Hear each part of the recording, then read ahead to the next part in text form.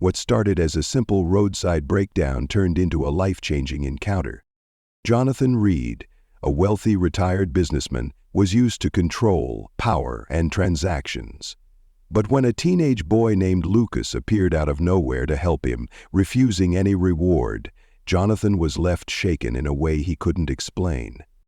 Determined to understand the boy's quiet strength, Jonathan embarks on a journey that takes him to a struggling small town, uncovering a story of resilience, sacrifice, and an unbreakable spirit.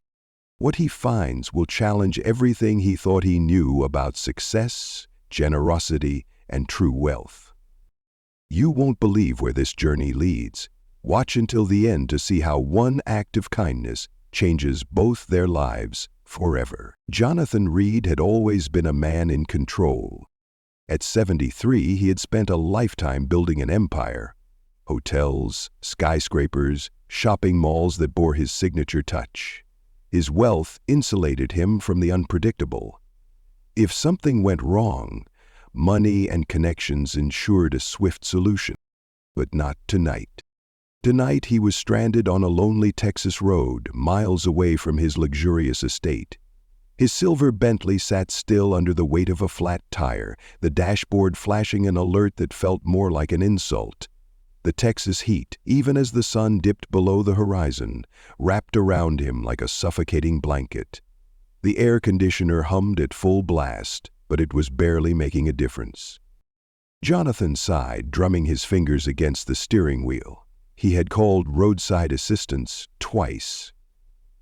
But the signal was weak and the calls had failed. His phone, a device that usually connected him to an entire world of resources, was now nothing more than an expensive piece of metal and glass. He leaned back, exasperated. For the first time in years, he was helpless. Just as frustration began to simmer beneath his composed exterior, movement caught his eye. A figure, small and lean, walking toward him along the side of the road. A boy, no older than 14, wearing a faded t-shirt and sneakers that had seen better days. He moved with quiet purpose, eyes locked onto the car, assessing the situation before he even reached Jonathan's door. Jonathan narrowed his gaze, his instincts sharpened by years of negotiation and skepticism. The boy wasn't hesitant, he wasn't timid, he was confident. The kid stopped a few feet away, squinting at the deflated tire, then back up at Jonathan. He nodded, polite but sure of himself. "Got a flat, sir?" His voice was steady, casual, like he'd done this before. Jonathan hesitated. The boy's presence unsettled him in a way he couldn't explain. He had expected to be ignored, left to stew in his predicament. Instead, here stood a teenager with dusty hands and sharp eyes, offering help without hesitation. "Yes," Jonathan admitted, the word tasting unfamiliar. "Yes, I do." For the first time in a long time, he was at the mercy of a stranger. And for reasons he couldn't yet understand. That changed everything. Jonathan Reed had spent his life dealing with people who wanted something from him. Business partners, investors, politicians. Every interaction came with an expectation, a negotiation, an angle. But this kid didn't fit into any of those categories. The boy didn't fidget or hesitate. He stood with quiet confidence, eyes fixed on the flat tire like it was just another problem to solve. "I can help with that," he said simply, kneeling down before Jonathan could even answer. Jonathan blinked. Wait. But the boy was already running his fingers over the worn rubber, checking the damage. "You have a spare?" Jonathan hesitated, his mind still trying to catch up. Who was this kid? "Yes," he finally managed, motioning toward the trunk. "In the back." The boy nodded, walking around to open it. Jonathan turned in his seat, watching as the teenager lifted the spare tire with ease, then pulled out the jack and tools with practiced hands. It was unsettling, not because the boy was doing something unusual, changing a tire was a simple task, but because he was doing it without asking for anything in return. Jonathan stepped out of the car, the evening heat pressing against his skin. "What's your name, kid?" he asked, brushing invisible dust from his crisp slacks. The boy didn't look up as he loosened the lug nuts. "Lucas." His voice was steady, matter-of-fact. "You do this a lot, Lucas?" Lucas shrugged, fitting the jack under the car. "My grandpa taught me last summer, said it's a good skill to have." He worked quickly, efficiently, not the clumsy effort of someone figuring things out as they went. This was muscle memory. Jonathan had seen high-paid engineers work with less precision than this kid. "Smart man," Jonathan said, watching. Lucas gave a small nod but said nothing, focused on the task at hand. Minutes passed in silence, the rhythmic scrape of metal against pavement the only sound. Jonathan shifted uncomfortably. He was used to filling silences. With money, with power, with control. But Lucas didn't seem to need any of those things. A few more turns of the wrench and the old tire was off. Lucas grabbed the spare, positioned it, and started tightening the bolts. Jonathan found himself impressed. He had built entire skyscrapers, but right now, watching this kid replace a tire with the efficiency of a seasoned mechanic, he felt like he was the one learning something. Finally, Lucas wiped his hands on his jeans, stepping back. "All done." Jonathan blinked, glancing down at the perfectly secured tire. Birth passed. Lucas gave a small, satisfied smile. "It's not that hard when you know what you're doing." Jonathan exhaled, reaching for his wallet. "Well, I appreciate it, kid. Here." He pulled out a crisp $100 bill, holding it out. Lucas looked at it, then at Jonathan, before taking a step back. "No, thank you, sir." Jonathan froze. "Excuse me?" Lucas shook his head. "I don't need anything, just happy to help." And just like that, he turned and started walking back down the road. Jonathan stood there, stunned, the bill still pinched between his fingers. He had spent a lifetime surrounded by people who always wanted more money, more favors, more power. But this boy, this kid with dirt-streaked sneakers and an easy smile, had walked away with nothing. Nothing but the quiet satisfaction of having helped someone who needed it. And for reasons Jonathan couldn't yet explain, that bothered him more than anything else ever had. Jonathan Reed had met thousands of people in his lifetime, CEOs, politicians, world leaders, men and women who had built fortunes, shaped economies, and controlled industries. And yet, as he drove down the empty Texas highway, the only face lingering in his mind was that of a teenage boy with dusty hands and a quiet, confident smile. Lucas. The kid hadn't hesitated, hadn't asked for anything, hadn't even waited for gratitude. He had simply helped and walked away. Jonathan gripped the steering wheel a little tighter. The encounter had lasted no more than 15 minutes, but it stuck, like a splinter beneath the skin, small yet impossible to ignore. His Bentley glided smoothly along the road, the newly replaced tire rolling effortlessly beneath him. Normally, a problem like this, a flat, a delay, an inconvenience, would be forgotten as soon as it was fixed, solved and dismissed. But not this time. This time, something was different. Jonathan glanced at the $100 bill still sitting in the passenger seat, the same one Lucas had refused. It was absurd. Who turns down money? Everyone he had ever met had a price. That was the way the world worked. Deals were made, favors exchanged, services rendered for compensation. But Lucas hadn't wanted anything. The thought unsettled him. He found himself replaying the moment. The boy's steady hands, the way he wiped them on his jeans, the nod of quiet satisfaction when the job was done. Not arrogance, not expectation, just certainty. Jonathan frowned, shifting in his seat.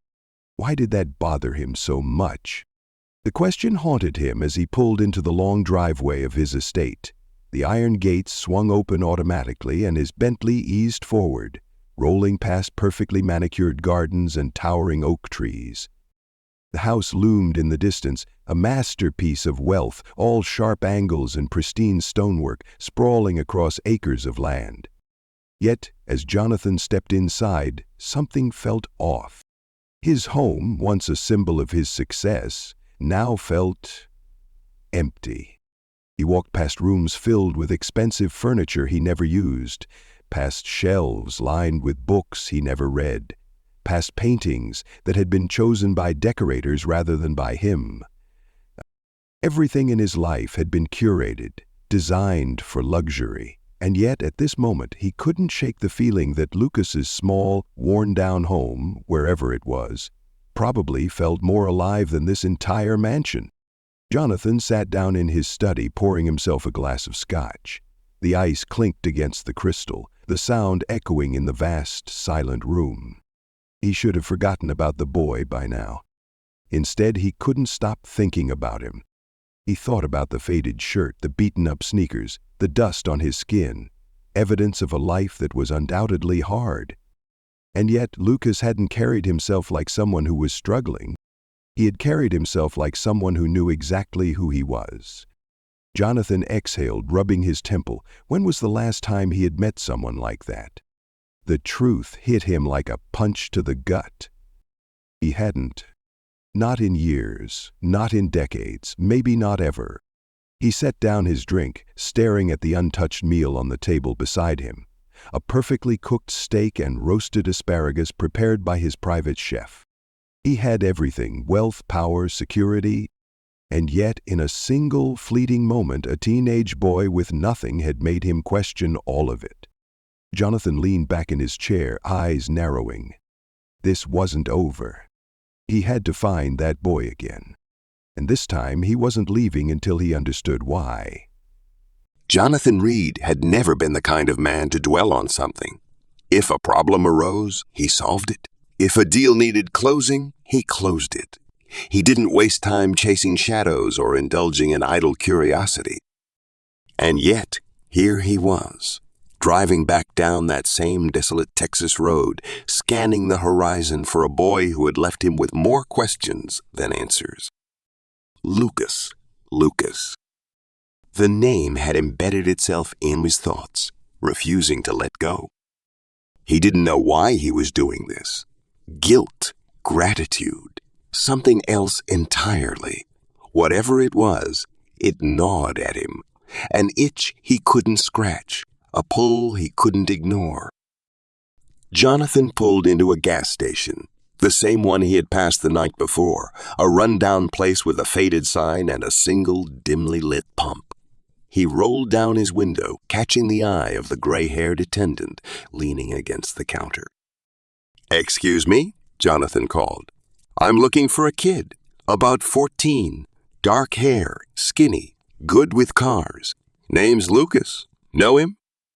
The attendant squinted, rubbing his chin. Lucas Carter? Jonathan's pulse kicked up. Carter. Finally, something solid. "Yeah, you know where he lives?" The man nodded, pulling a rag from his back pocket. "Good kid. Always helping folks out around here. Lives with his mama over in Elmswood." Elmswood. Jonathan didn't need directions. He knew the town, a struggling community, a place that wealth had forgotten. Exactly the kind of place he'd spent his career building over. Jonathan muttered a quick thanks, then turned the car back onto the road.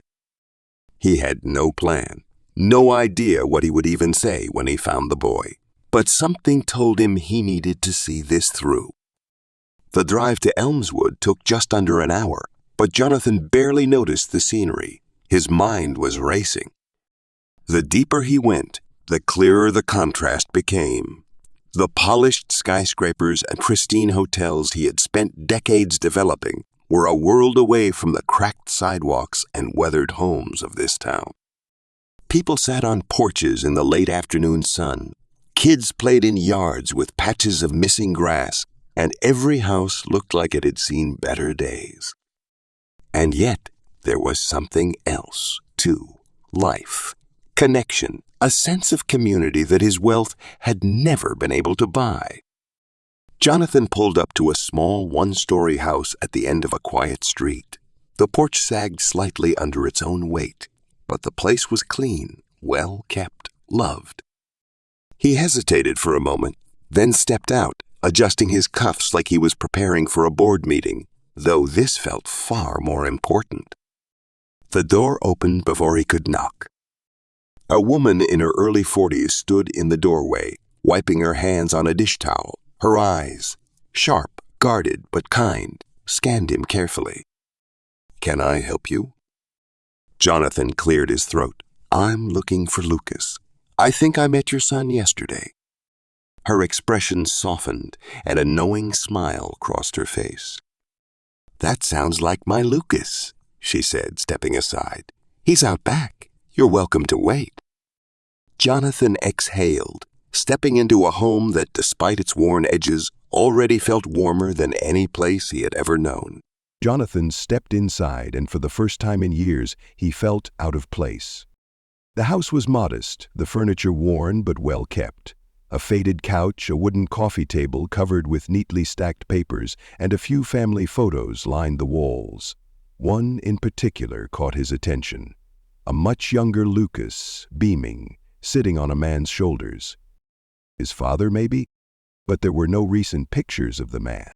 Jonathan followed Lucas's mother, Sarah Carter, through the small hallway. The scent of something baking filled the air. A far cry from the expensive, precisely plated meals his personal chef prepared back home.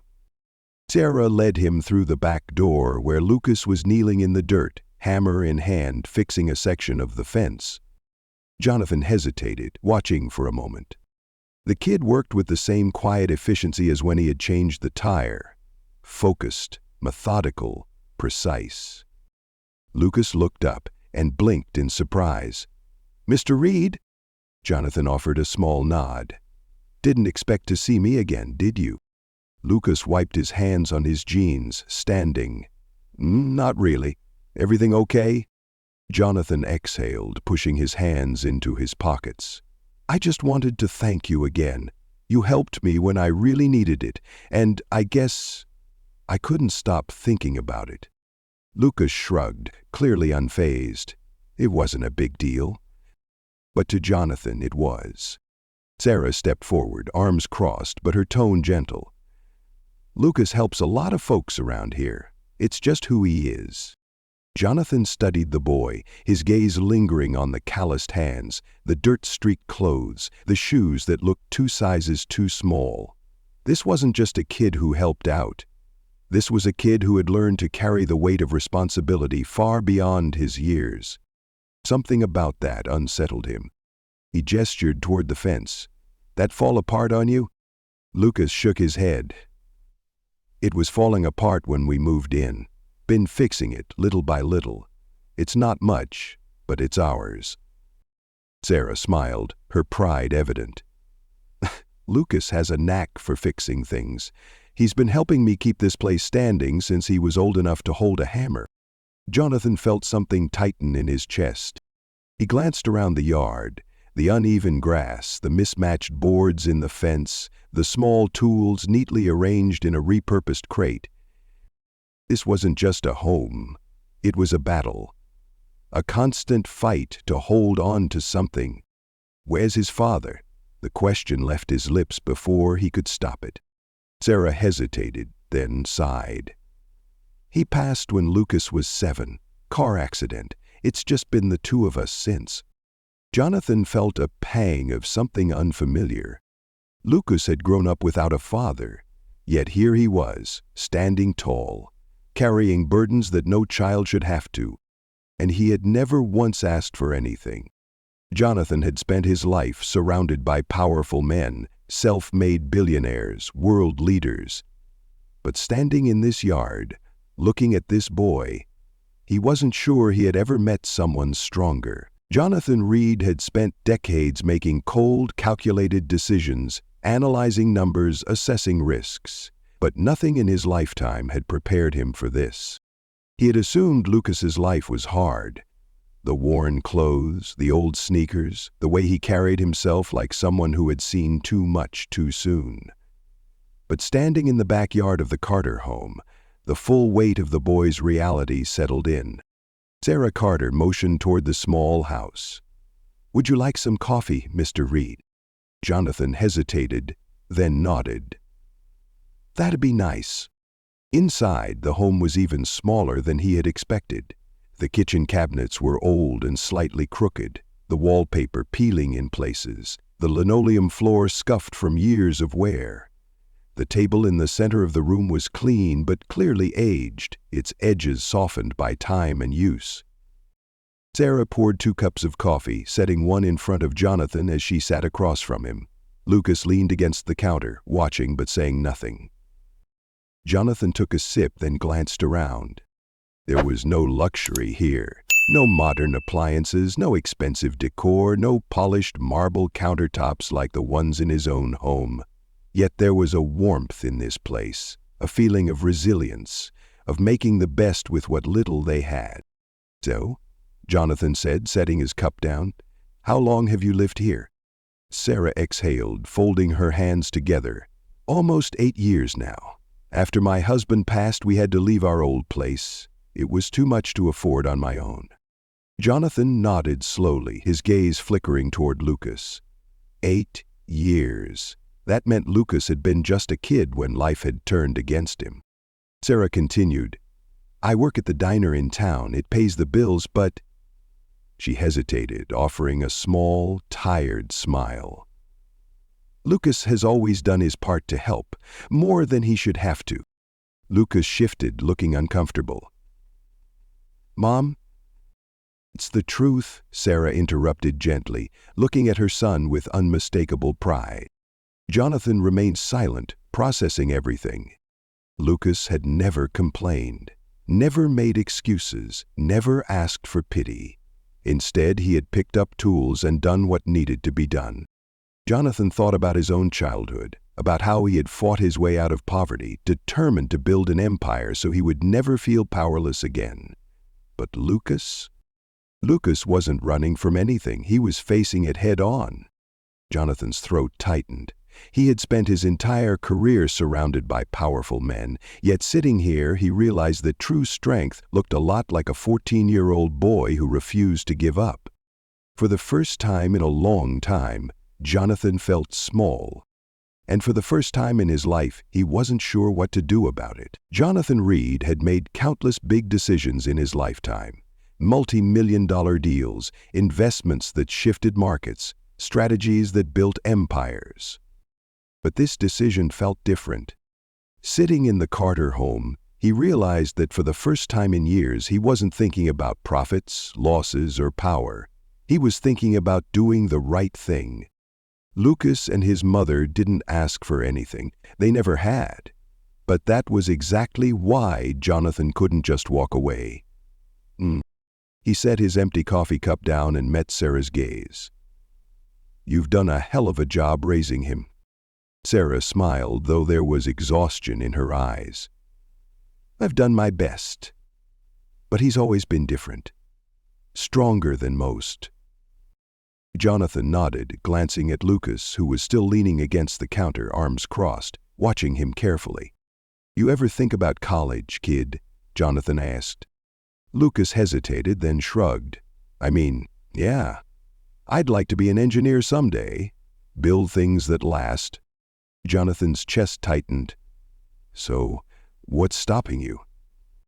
Lucas gave him a look, one that said, "You already know the answer." Money, opportunity, the same things that had kept millions of kids like him from ever reaching their full potential. Jonathan had once believed that anyone could rise to the top if they worked hard enough. But he knew better now. Hard work wasn't always enough. Sometimes people needed a hand, a break, a chance. And that was exactly what he intended to give them. He leaned forward, his voice steady. "I want to help." Lucas straightened. "We don't take charity." Jonathan smirked. "Good, I'm not offering charity, I'm offering an opportunity." Sarah's brow furrowed. "What kind of opportunity?" Jonathan exhaled, already piecing together the plan in his mind. First, we're fixing this house, not just patching it up, but making it a place that'll last. New roof, plumbing, insulation, whatever needs to be done." He turned to Lucas. "And you're going to help. You want to build things, learn how? I'll make sure you work alongside real contractors, people who can teach you." Lucas blinked, clearly taken aback. "Wait, you're serious?" Jonathan smiled. "Dead serious." Sarah looked stunned. "Mr. Reed, this is—" "Not charity," Jonathan cut in. "It's what's right. Lucas helped me when I needed it. Now I want to return the favor." For a long moment, no one spoke. Then, slowly, Lucas nodded. "Okay." A single word. But for Jonathan, it was the most important deal he had ever made. The weeks that followed transformed everything. True to his word, Jonathan sent in contractors, electricians, and builders, not to hand out charity, but to teach. Lucas worked alongside them every day, measuring, cutting, learning the trade with eager determination. Jonathan had seen ambition before, in boardrooms, in young entrepreneurs hungry for success. But there was something different about Lucas. This kid wasn't chasing wealth, he was chasing purpose. By the time the last nail was hammered in, the house was more than just a structure. It was a home. The porch no longer sagged, the roof no longer leaked, and for the first time in years, Sarah and Lucas had a place that felt safe, secure.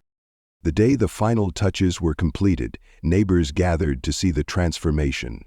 People brought fresh-baked pies, jars of homemade jam, and warm smiles. Jonathan stood on the newly built porch, sipping sweet iced tea that Sarah had handed him. "You've done more than fix a house," Sarah said softly beside him. "You've given us hope." Jonathan shook his head, watching Lucas laugh with the workers who had become his mentors.